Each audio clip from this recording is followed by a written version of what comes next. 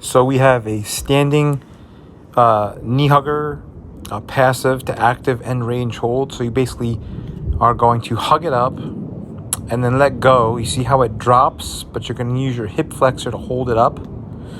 And while you're doing this, you're going to keep the glute muscle of the standing leg flexed. And that's going to help keep the hips square, kind of prevent any posterior or anterior tilt in the pelvis, which is basically your hips rocking back and forth forward.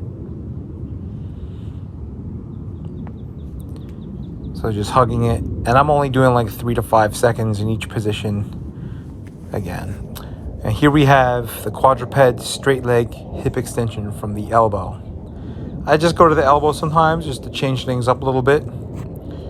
So again, you're just going to kind of go up and down just to kind of work that glute muscle.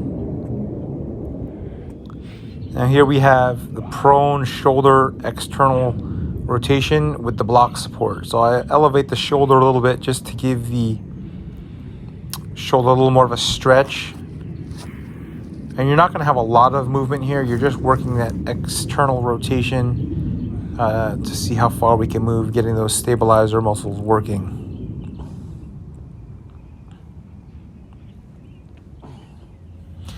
Okay, and then here we have basically the same movement, external rotation from the quadruped position. You want to keep a neutral spine. You want to press into the ground with the other arm. And even in the prone movement in the previous exercise, you want to keep a neutral spine. Keep the upper arm perpendicular with the rest of the shoulder girdle going across the upper body.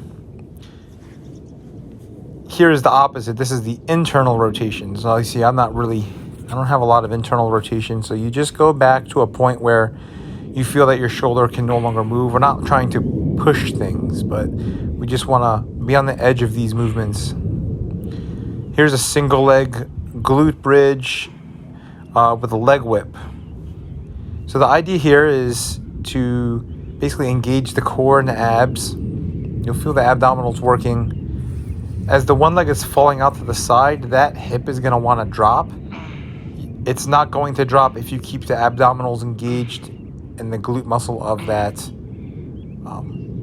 other leg. So it's a good stabilizer movement. Here's just a basic quadruped fire hydrant. So again, I'm not allowing any movement in any other part of the body except for that hip. And the knee stays in line with the other knee. And as you can see, I'm keeping a neutral spine. Now here we have a wall angel. So I'm basically moving my arms in a Y formation, trying to maintain contact with the wall the whole time while keeping my rib cage tucked and upper back and low back fixed to the wall.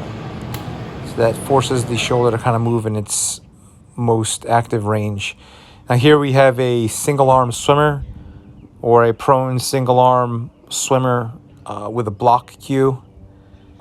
So the block can be set up upright. See, I knocked it over. I like to keep that part in just to show you the difficulty. It doesn't have to be upright. You could put it on its shorter side. It just gives you that tactile cue to kind of keep the upper back and shoulder engaged as much as possible, and sort of trains you not to have a lazy movement here. And then here from the front angle, you can see bringing it up and over. This will help with your overhead presses. You know, it's good to have the overhead shoulder mobility. And then as you come back around behind the back, you have that little bit of internal, external rotation happening in the shoulder. So the shoulder has a lot of different angles of movement. And so there's a lot of ways to train the mobility and stabilizer muscles. I'm not letting my chest peel up too much off the floor. I want to kind of keep everything stable. The only joint moving is the shoulder, and then of course the elbow behind my back. And here we have the sitting straight leg active leg raise hold. So I'm bringing my leg up from the seated position. I want to engage my abs as much as possible. Sometimes you can get a Charlie horse doing these things, or that the muscle can cramp up. If that happens, just skip this move. It's still good to do. You work that hip flexor muscle, the quad muscle, And you're not going to have a huge degree of movement here, obviously. It's not a natural move. So just stay a couple of inches off. And then here from the front, pardon my worn shoes. I do a lot of running and working out in them. So I'm getting like 2 to 3 inches off the ground. Keeping my back tall.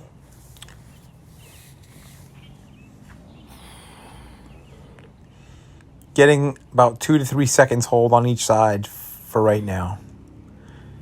And here we have a quadruped hip extension with a knee flexion hold.